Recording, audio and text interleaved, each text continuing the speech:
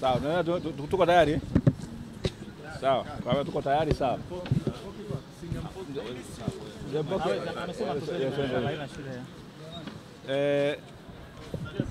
Leo tarehe 6 ya mwezi wa 5 2025, Mahakama ya Hakimu Mkazi wa Dar es Salaam katika eneo la Kisutu ilikuwa chini ya hakimu mfawidhi Muhini ilikuwa inatoa uamuzi wake kuhusiana na hoja ambazo zilikuwa zimeletwa na upande wa utetezi kuhusiana na kitendo cha mahakama kuamua kuendesha kesi hii kwa njia ya kidijitali au kimtandao na kusababisha mteja wetu Tundu Antipas Lissu kutokuletwa mahakamani kutoka kule gerezani Ukonga ambako yuko hivi sasa. Sasa ilikuwa ni hoja za utetezi kwamba haki ya msingi ya mteja wetu ya kusikilizwa inakuwa imekiukwa, kwani katika hatua ambayo kesi hii imefikia ambako ni tayari ni katika kuchukua maelezo yale ya awali au kusikiliza maelezo ya awali kuhusiana na kosa lenyewe, sheria na sheria ile makosa mwenendo wa makosa ya jinai inataka kwamba mtu huyo awepo mahakamani na aweze kusikilizwa na kuweza kusaini nyaraka ambazo zinahusika kuhusiana na hoja ambazo zinakubalika na hoja ambazo zinabishaniwa na mwisho wa siku ziingie katika kumbukumbu ya mahakama. Sasa upande wa mashtaka walikuwa wamesema kwamba kile ambacho kilifanywa ni sahihi kabisa na mahakama, kwamba kesi inaweza kusikilizwa hata mshtakiwa ikiwa ndani, na kwa maana hiyo basi mshtakiwa huyu mahakama haijakosea kwa kuamuru kwamba kesi hii isikilizwe kimtandao mnamo ile tarehe 24 ya mwezi wa 4 mwaka 2025. Sasa hizi ni hoja ambazo zilikuwa zinabishaniwa.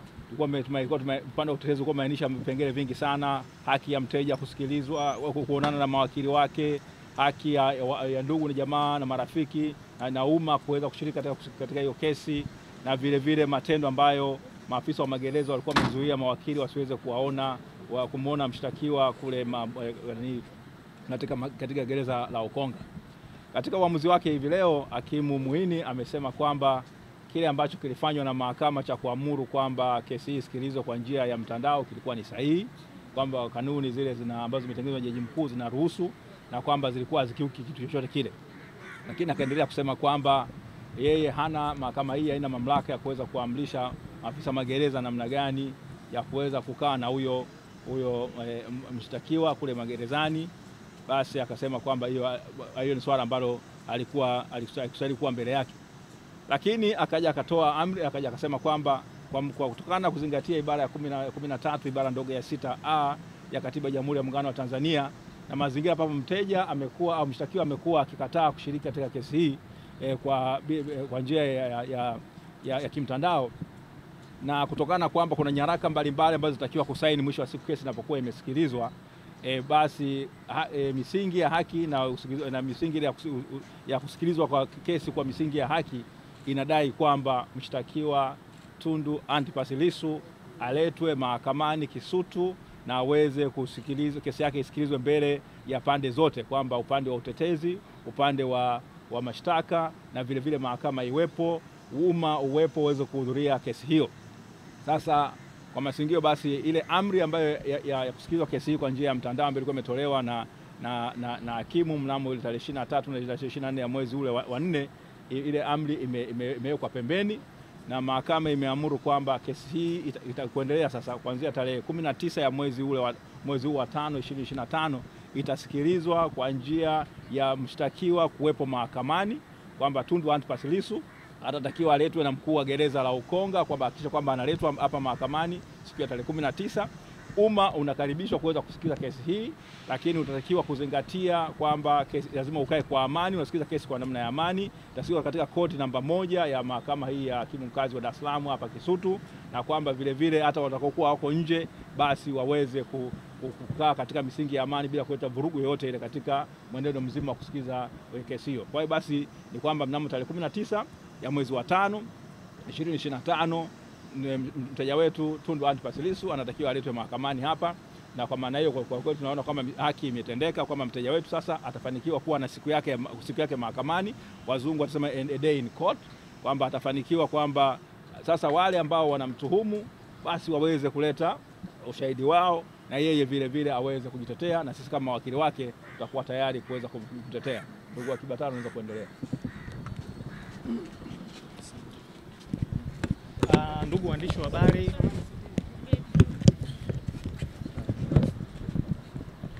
waandishi wa habari, na mahususi kabisa wa Tanzania kwa ujumla, tumefurahia kwa kipekee kabisa uamuzi huu wa mahakama ya hakimu mkazi Dar es Salaam iliyopo Kisutu, kwa sababu kubwa moja. Ni uamuzi ambao haukuwa mwepesi, ni uamuzi ambao ulihitaji ushujaa wa mahakama. Katika hoja zetu tulialika mahakama iwe kubwa, yani we invite the court to be greater, na tunashukuru kwamba mahakama imetusikiliza na tunaamini imejijengea heshima ya kipekee sana siku hii ya leo. Heshima hii ni kama akiba ambayo imejiwekea, ambayo naamini itatumika kwa muda mrefu sana. Kwa hiyo kwa kipekee kabisa tuishukuru mahakama kwa ujasiri, tumshukuru Mheshimiwa Muhini na tumuombee aendelee kuwa na ujasiri huo, kwa sababu kesi hii kama tulivyosema inafuatiliwa na watu wote wa ndani na nje ya Tanzania. Kwa hiyo heshima hiyo hajajengea ndani ya Tanzania tu, hata nje ya Tanzania, kwa sababu wote mmeona kulikuwa kuna toka Mheshimiwa Lissu afikishwe mahakamani, kumekuwa na international observers kutoka taasisi mbalimbali, East African Law Society, mabalozi. Kwa wale wote wanabeba reflection ya kwamba basi angalau mahakama zetu zinaweza kuwa na ujasiri. Kwa hiyo kwa hilo tunashukuru sana, lakini pia tuendelee kutoa wito kwa wale ambao tumewakemea hivi karibuni, tumesema wana tabia ya kuongea huko mabarabarani, basi waendelee kujionya, kwa sababu hiyo inaweza kuleta madhara katika mwenendo wa kesi. Wajionye sana, wameshamfikisha huyu mtu kupitia kwa wahusika wa kisheria mahakamani, basi waache mahakama ifanye kazi yao, halafu majibu yatakayotolewa sasa ndio wanaweza kwenda kuyazungumzia huko barabarani.